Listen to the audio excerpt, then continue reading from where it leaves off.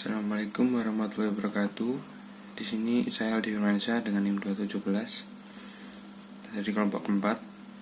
Di sini saya dan kelompok saya akan menjelaskan tentang ayat-ayat Al-Quran dan hadis dalam bidang ekonomi. Baik, yang pertama saya akan menjelaskan tentang bab 1, yaitu pada bab ini penulis akan memaparkan interrelasi kebenaran Al-Quran dan hadis dalam bidang ekonomi. Setelah membacanya, diharapkan mahasiswa memahami bahwa Al-Quran bukan hanya sekedar kitab suci, melainkan mencakup aturan-aturan dan rambu-rambu kehidupan, yang di dalamnya juga mencakup masalah ekonomi. Kita tidak bisa memungkiri bahwa kehidupan kita tidak lepas dari kegiatan perekonomian. Selanjutnya akan dijelaskan oleh rekan saya. Terima kasih. Saya akan melanjutkan presentasi dari kelompok kami. A'udzubillahi minasyaitonirrajim. Bismillahirrahmanirrahim. Laisal biru an tawallu wujuhakum kibalal masriki wal maghribi walakinal birra man amana billahi wal yaumil akhir wal malaikati wal kitabi wan nabiyyin wa atal mala ala hubbihi jawil qurba wal yatama wal masakina wa banas sabili wasailna wa farriqab wa aqamas salata wa ataz zakah wal mufuna bi ahdihim iza ahadu wasabirina wal basai wad-dara'i wa hinal ba ulaika allazina sadaqu wa ulaika humul muttaqun. Artinya, bukanlah menghadapkan wajahmu ke arah timur dan barat itu suatu kebajikan, akan tetapi sesungguhnya kebajikan itu ialah beriman kepada Allah, hari kemudian, malaikat-malaikat, kitab-kitab, nabi-nabi, dan memberikan harta yang mencintainya kepada kerabatnya, anak-anak yatim, orang-orang miskin, musafir, orang memerlukan pertolongan, dan orang-orang yang meminta-minta dan memerdekakan. Hamba sahaya mendirikan sholat dan menunaikan zakat, dan orang-orang yang menepati janjinya apabila ia berjanji, dan orang-orang yang bersabar dalam kesempitan, penderitaan, dan dalam peperangan. Mereka itulah orang-orang yang benar imannya, dan mereka itulah orang-orang yang bertakwa. Landasan manajemen. Hai orang-orang beriman, hendaklah kamu jadi orang yang selalu menegakkan kebenaran karena Allah menjadi saksi dengan adil, dan janganlah sekali-sekali kebenaranmu terhadap sesuatu kaum mendorong kamu untuk berlaku tidak adil. Berlaku adillah karena adil itu lebih dekat kepada takwa, dan bertakwalah kepada Allah. Sesungguhnya Allah mengetahui apa yang kamu lakukan. Landasan dasar bank syariah.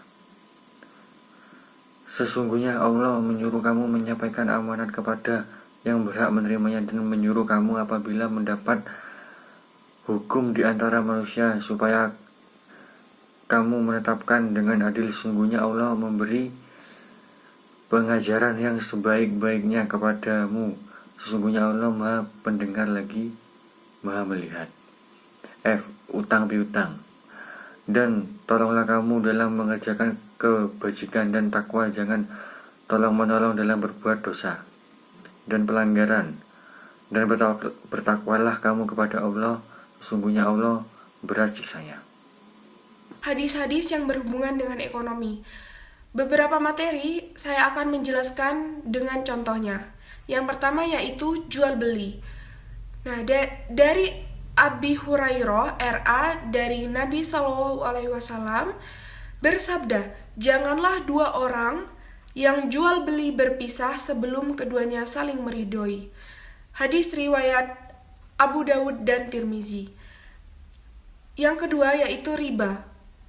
1 dirham uang yang dimakan oleh seseorang, sedangkan seseorang tersebut mengetahuinya, dosa perbuatan tersebut lebih berat daripada dosa 60 kali zina. Yang ketiga yaitu ada pinjaman, dan yang keempat ada gadai. Terima kasih. Bukti ilmiah kebenaran Al-Quran dalam bidang ekonomi. Al-Quran sebagai pedoman hidup umat Islam mengajarkan supaya setiap manusia menegakkan keadilan dalam kehidupan bermasyarakat, seperti tuntunan agar orang-orang kaya memberikan sesuatu yang dimilikinya kepada orang-orang miskin, sesuai dengan kadar yang telah ditentukan syarat. Tuntunan ini difirmankan dalam surat Al-Ahzab halaman 59 ayat 7 tentang kewajiban muslim untuk melakukan pemerataan ekonomi. Bismillahirrahmanirrahim. Ma'afa Allahu ala rasulihi min ahlil qura falillahi walir rasuli walidil qurba wa yatama wal masakini wa bani sabil kaila yakuna dulatan bainal ahniyai minkum wa ma atakumur rusulu fakhuduhu wa ma nahakum anhu fattahu wattaqullaha innallaha sadidul iqab. Dan artinya, apa saja harta rampasan atau fai'i yang diberikan Allah kepada Rasulnya yang berasal dari penduduk kota-kota, maka adalah untuk Allah, untuk Rasul, kaum kerabat, anak yatim, orang-orang miskin, dan orang-orang yang dalam perjalanan, supaya harta itu jangan beredar di antara orang-orang kaya saja di antara kamu. Apa yang diberikan Rasul kepadamu, maka terimalah, dan apa yang dilarangnya bagimu, maka tinggalkanlah, dan bertawakallah kepada Allah. Sesungguhnya Allah amat keras hukumnya. Ayat di atas secara eksplisit menjelaskan tentang sistem ekonomi Islam terhadap kewajiban adanya perputaran ekonomi yang merata bagi semua warga. Hal ini berfungsi mencegah monopoli kekayaan hanya pada orang-orang tertentu. Inilah wajah Islam rahmatan lil alamin. Dengan sistem ini menjamin keselamatan umat. Terima kasih. Di sini untuk mewujudkan pemerataan ini, Islam memiliki jalan diantaranya penyaluran zakat kurban, fai, rikas, jizyah, harta waris yang tidak memiliki ahli waris, dan harta-harta tidak bertuan merupakan pendapatan negara. Selain itu, beberapa pendapatan lain dari zakat fitrah setiap tahun, denda-denda, kafarat, wasiat, nazar, infak, dan sodakoh, dan yang tidak kalah penting, dana dari sisa kuota haji.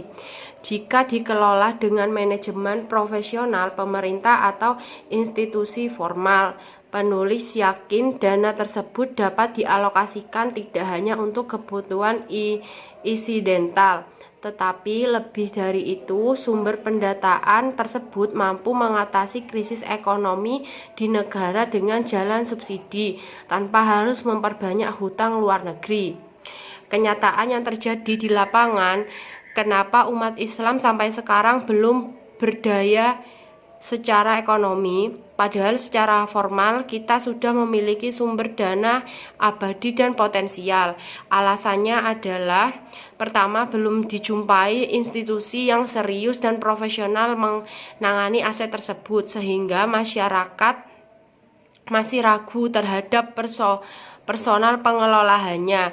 Kedua, umat Islam sendiri masih mengutamakan kesehatan individu daripada kearifan sosial, seperti mengutamakan naik haji daripada mengalokasikan dana untuk sosial, lebih suka membangun masjid megah daripada membantu menyantuni anak-anak cerdas yang lemah ekonomi untuk memperoleh pendidikan yang lebih lanjut, karena paradigma berpikir menyumbang uang untuk membangun masjid pahalanya lebih besar atau beramal soleh.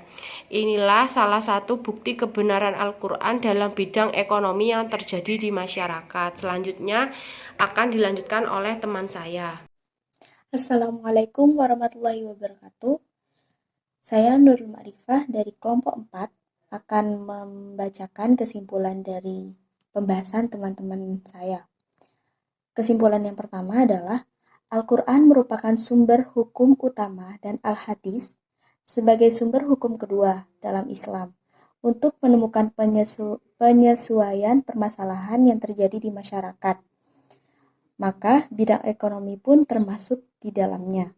Lalu kesimpulan yang kedua adalah ayat-ayat dan hadis yang berhubungan dengan ekonomi, yaitu seperti Quran surat kedua ayat 177 tentang aktivitas ekonomi sebagian dari ibadah, lalu Quran surat keempat ayat 29 tentang hak milik, lalu Quran surat kedua ayat 282 tentang landasan akuntansi, kemudian Quran surat kelima ayat 8 menjelaskan landasan-landasan manajemen, kemudian Quran surat keempat ayat 58 menjelaskan tentang landasan adanya bank syariah, dan Quran surat kelima ayat kedua menjelaskan masalah utang piutang.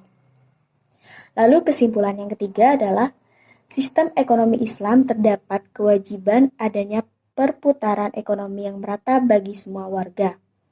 Hal ini berfungsi mencegah monopoli kekayaan yang hanya pada orang-orang tertentu. Inilah wajah Islam rahmatun lil alamin. Dengan sistem ini menjamin kemaslahatan umat. Lalu, kesimpulan yang terakhir adalah untuk mewujudkan pemerataan ini, Islam memiliki jalan di antaranya penyaluran zakat. Lalu yang keempat adalah untuk mewujudkan pemerataan ini, Islam memiliki jalan di antaranya penyaluran zakat, kurban, fa'i, rikaz, jizyah, kharaj, harta waris yang tidak memiliki ahli waris, dan harta-harta tidak bertuan merupakan pendapatan negara. Selain itu, beberapa pendapatan lain dari zakat fitrah setiap tahun, denda-denda atau kafarat, wasiat, nazar, infak, dan sodako. Dan yang tidak kalah penting, dana dari sisa kuota haji. Sekian kesimpulan yang bisa saya sampaikan. Terima kasih. Wassalamualaikum warahmatullahi wabarakatuh.